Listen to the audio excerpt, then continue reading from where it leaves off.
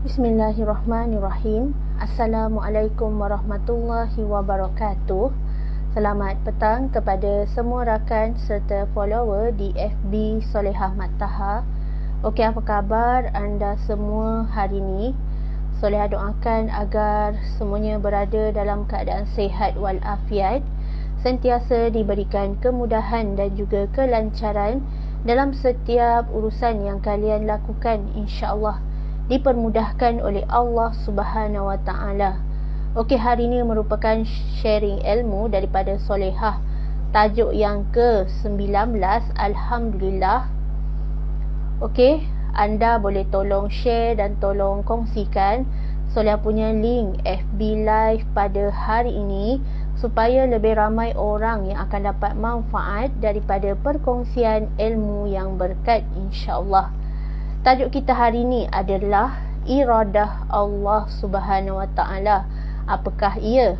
Soleh akan berkongsi lebih lanjut sebentar lagi, insya-Allah. Hai, waalaikumsalam Puan Masyita. Waalaikumsalam Puan Nur Syahidah Hamidi. Hai, waalaikumsalam Puan Fatimah Mong. Okey, alhamdulillah. Hai, Umi Afan Kalisha Umaira. Okey, alhamdulillah. Thank you yang bersama dengan majlis ilmu pada petang ini. Alhamdulillah. Sebelum tu, jom sama-sama kita berselawat dan juga berdoa. Semoga Allah memberkati majlis ilmu kita pada petang ini, insya-Allah. Allahumma salli ala Sayyidina Muhammad wa ala alihi Muhammad. Allahumma salli ala Sayyidina Muhammad wa ala alihi Muhammad. Allahumma salli ala Sayyidina Muhammad wa ala alihi Muhammad. Bismillahirrahmanirrahim. Allahumma ftah alaina hikmataka wa anshur alaina min khazaini rahmatika ya arhamar rahimin. Rabbi syrah li sadri wa yassir li amri wahlul 'uqdatan min lisani yafqahu qawli. Amin ya Allah ya Mujib. Hai, waalaikumsalam Puan Bihasna. Hai, Puan Nur Syawira. Okey, alhamdulillah. Thank you yang tolong share. Okey, apakah maksud dengan iradah Allah Subhanahu Wa Taala? Sebenarnya iradah ni adalah salah satu daripada 20 sifat Allah Subhanahu Wa Taala yang wajib kita ketahui. Seperti waktu kecil-kecil dahulu kan, kita selalu kalau pergi sekolah agama tu ada ustaz-ustazah ajar kita nyanyi 20 sifat Allah Subhanahu Wa Taala. Wujud, kidam, baqa. Sehinggalah kita hari ini nak berbincang pasal iradah. Iradah Allah Subhanahu Wa Taala. Apakah sifat iradah Allah Subhanahu Wa Taala ni? Maksudnya iradah adalah berkehendak. Allah tu adalah bersifat berkehendak. Kalau nak jadi sesuatu perkara tu, Allah nak jadikan pada waktu sekian-sekian, berapa hari bulan, waktu, jam dan minit, saat yang keberapa, semua tu adalah kekuasaan Allah Subhanahu Wa Taala. Takkan terlewat walaupun sesaat bila Allah dah berkehendak. Sebagai contoh kejadian fenomena alam kan, kalau Allah dah cakap nak jadikan kejadian banjir, maka akan berlakulah kun fayakun. Allah berkehendak, maka terjadilah kejadian banjir tersebut. Selain tu, kalau tiba-tiba di tengah jalan raya kan, dalam hati-hati manusia pun kadang-kadang, sebab tu katanya malang tu tak berbau. Malang tu ada di mana-mana je. Tetapi bila kita selalu amalkan doa, selalu amalkan doa pelindung diri, selalu amalkan amalan-amalan yang mendinding diri kita, insya-Allah dengan izin Allah, Allah akan pelihara dan Allah akan jaga kita. Usaha kita je, insya-Allah kalau kita banyak serahkan urusan kehidupan kita kepada Allah Subhanahu Wa Taala, insya-Allah semuanya akan baik-baik belaka. So bila Allah berkehendak nak jadi sesuatu kemalangan, nak jadi satu kebakaran tu, sebenarnya semua yang Allah kehendaki tu semuanya Allah bersebablah. Allah lakukan dan Allah jadikan sesuatu kejadian tu bersebab dan berhikmah sebenarnya. Sebagai contoh, kalau kita lihat kan sekarang ni ada virus COVID-19, sebenarnya banyak hikmah yang kita, kalau kita pandang pada sudut positif lah yang kita akan dapat. Tetapi kalau kita asyik fikir negatif je, negatif lah yang kita dapat.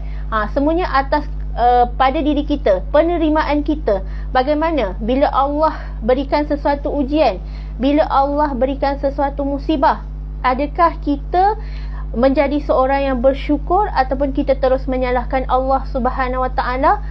Di sinilah Allah sedang menguji iman kita. Allah sedang menguji, Allah test iman kita. Adakah bila engkau seseorang manusia tu, seseorang hamba tu, bila dia diuji dengan sedikit musibah ataupun ujian, adakah hati dia kental? Adakah iman dia masih berada di landasan Allah ataupun sudah goyah? So dekat sini, bila Allah bersifat berkehendak terhadap sesuatu perkara, kita tak boleh nak menyangkal pun, sebab kita tak ada kuasa. Yang punya kuasa adalah Allah Subhanahu Wa Taala sahaja. Allah berkuasa menjadikan gunung ganang, muka bumi ni, langit dan bumi ni, Allah yang berkehendak dan Allah yang punya kuasa. Okey, so hari ni kita akan lihat satu persatu hikmah yang telah Allah titipkan dalam kehidupan kita. Takkan bergerak sesuatu perkara tanpa dengan izin Allah Subhanahu Wa Taala. Sebagai contoh, air lautan dekat pantai kan.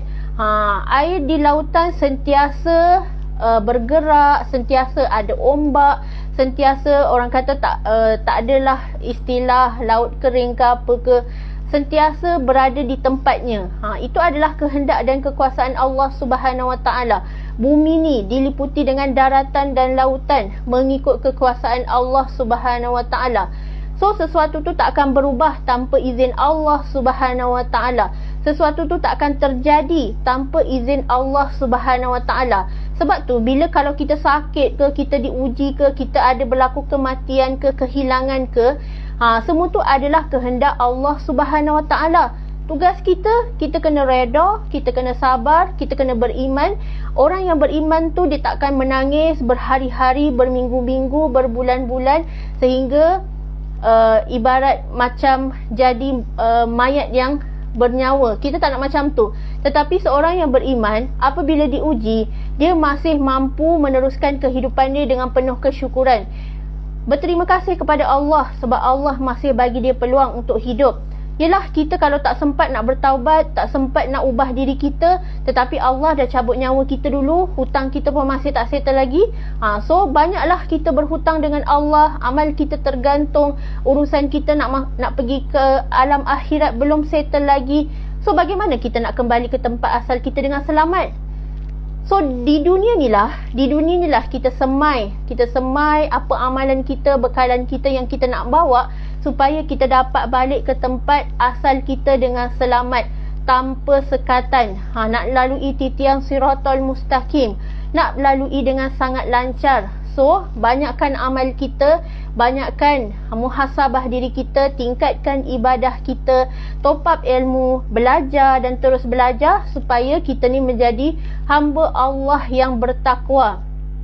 Sebab orang yang bertakwa ni, ciri-ciri dia adalah orang yang sentiasa mencari ilmu, mencari redha Allah, mengenal Allah dengan selalu upgrade ilmu, mentadabur ilmu. InsyaAllah bila kita semakin banyak kita belajar, sebenarnya semakin banyak benda yang kita nak tahu, semakin banyak benda yang kita nak pelajari dan kita nak perbetulkan.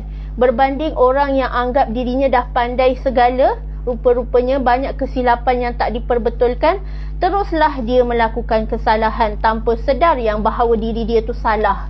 So tugas kita hari ni, rendahkan diri kita, turunkan ego kita, jadilah sebaik-baik hamba yang sentiasa ingin bersyukur, sentiasa ingin beriman kepada Allah Subhanahu Wa Taala, bukannya makin jauh daripada rahmat Allah Subhanahu Wa Taala. Selain itu juga, apa yang dikatakan Allah tu bersifat berkehendak, Allah tu bersifat iradah. Iradah Allah adalah apabila ajal, jodoh, pertemuan, mati, maut, apa semua tu adalah ketentuan daripada Allah Subhanahu Wa Taala. Tak ada siapa pun tahu tarikh kematiannya, kecuali banduan lah, banduan terakhir. Sebab tu banduan terakhir ni orang kata sangat-sangat bertuah, sebab dia dah tahu dah esok adalah tarikh untuk dia digantung. So sebelum dia digantung tu, sebenarnya hikmahnya Allah bagi dia peluang untuk dia bertaubat. time itulah dah tak lalu nak makan, tak lalu nak buat apa, tetapi time itulah nak bertaubat sungguh-sungguh, nak minta ampun dengan Allah Subhanahu Wa Taala, sebab dah tahu dah esok adalah tarikh aku kena gantung. Inilah masanya aku nak bertaubat sungguh-sungguh, taubatan nasuha kepada Allah Subhanahu Wa Taala. Sebab tu kita tak boleh nak kata banduan terakhir, pengakhiran dia lebih mulia daripada kita ni yang tak tahu pengakhiran kita nanti macam mana. Sebab tu kita, jodoh kita ke, maut kita ke, semua tu adalah rahsia daripada Allah Subhanahu Wa Taala.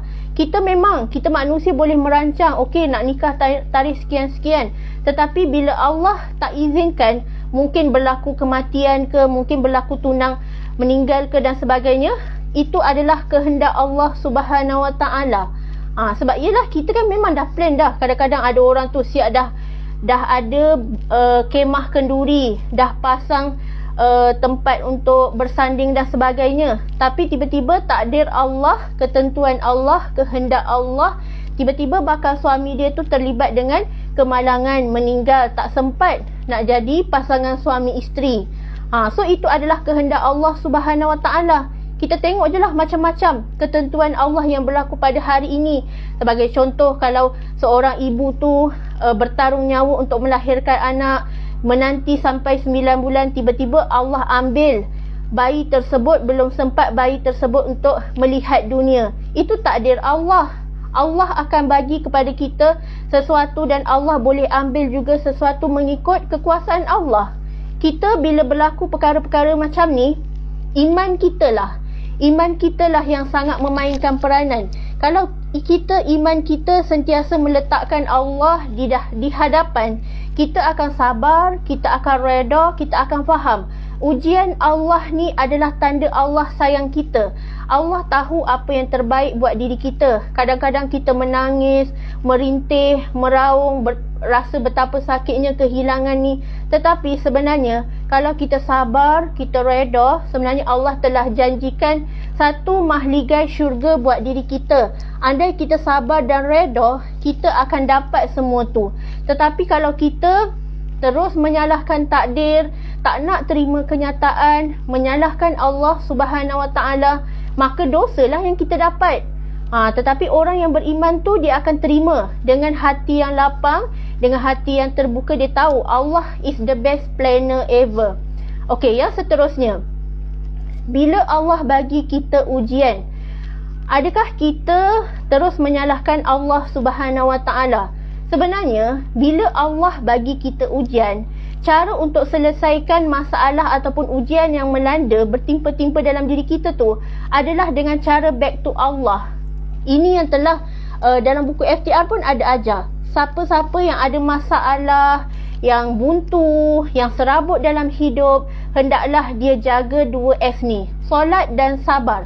Dalam surah Al-Baqarah sendiri pun Allah telah berfirman, A'udzubillahi minasyaitonirrajim, fasta'inu bisabri wassalah. Mintalah pertolongan Allah dengan cara solat dan sabar. Dua benda ni, kalau kita jaga, solat kita jaga, sabar kita jaga, insya-Allah kita tak akan rasa kecewa yang berpanjangan.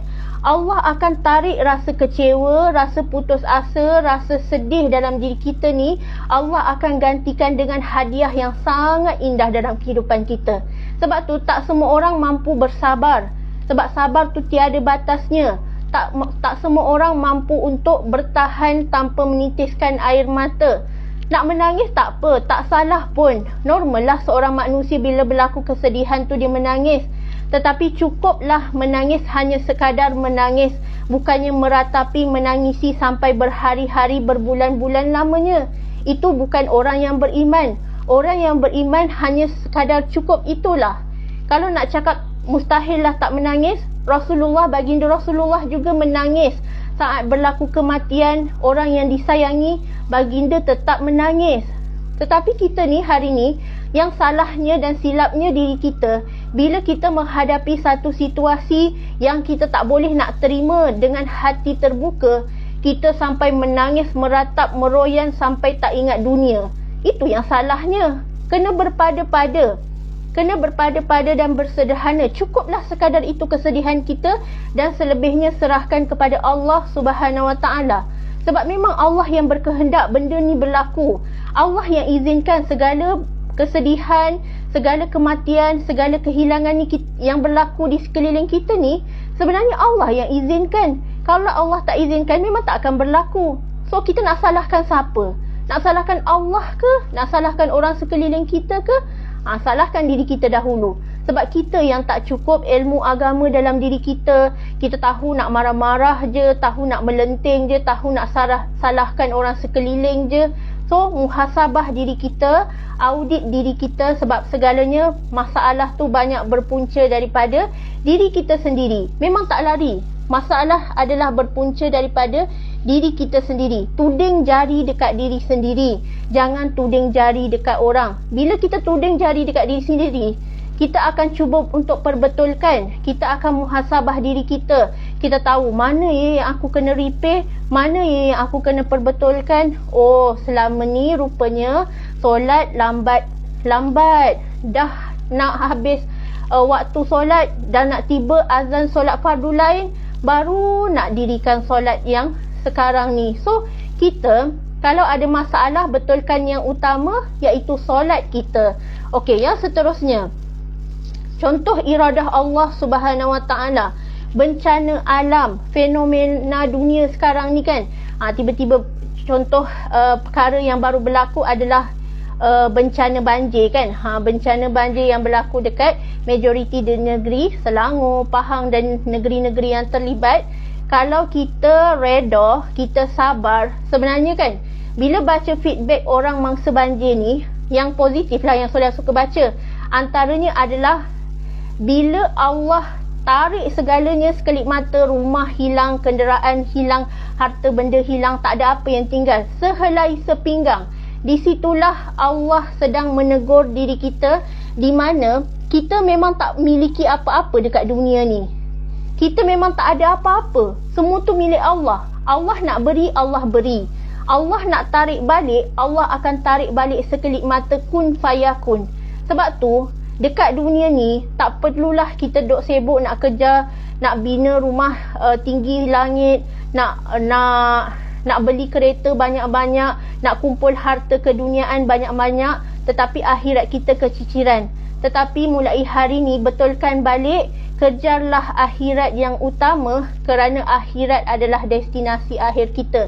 Lagi-lagi kita ni, kita dah tengok kan, bumi kita dah tua, banyak sangat gempa bumi, letusan gunung berapi, tsunami, semua bencana fenomena alam tu, kalau kita lihat sangat-sangat menakutkan. Itu baru Allah tunjuk sedikit. Belum lagi kalau hari kiamat tu, tiupan sangkakala pertama, tiupan sangkakala kedua, sangat-sangat dahsyat.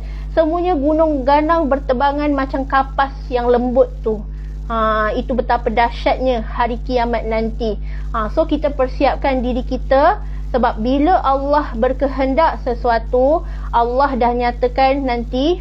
Allah yang tentukan bila berlakunya kiamat, bila keluarnya Dajjal, bila berlakunya ada dukan, asap tebal dan sebagainya.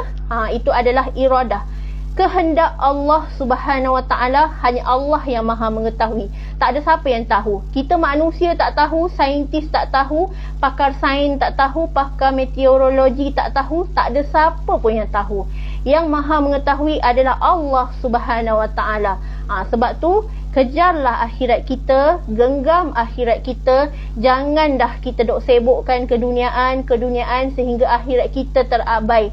Solat kita entah ke mana, hubungan kita dengan suami, mak ayah kita macam mana. Selagi kita boleh minta ampun sekarang dengan orang keramat hidup kita ni, minta ampun siap-siap. Nanti bila dah tak sempat nak minta reda, tak sempat nak minta keampunan, semuanya dah terlambat, semuanya dah tak sempat. So sekarang ni lah, hargai masa yang ada, sayangi mereka, doakan mereka. InsyaAllah kita sama-sama nak balik ke akhirat dengan selamat bersama keluarga kita, sahabat kita, kawan-kawan kita, insya-Allah. So sekian sahaja perkongsian ilmu daripada Solehah hari ini. Segala salah silap harap dimaafkan. InsyaAllah kita berjumpa lagi esok hari, insyaAllah di waktu yang sama. Soleh akan berkongsi lagi ilmu-ilmu yang berkaitan dengan kerohanian dan juga kita punya kepentingan akhirat kita, insya-Allah. Okey. Terima kasih semuanya yang sudi bersama. Wabillahi taufiq wa hidayah. Wassalamualaikum warahmatullahi wabarakatuh.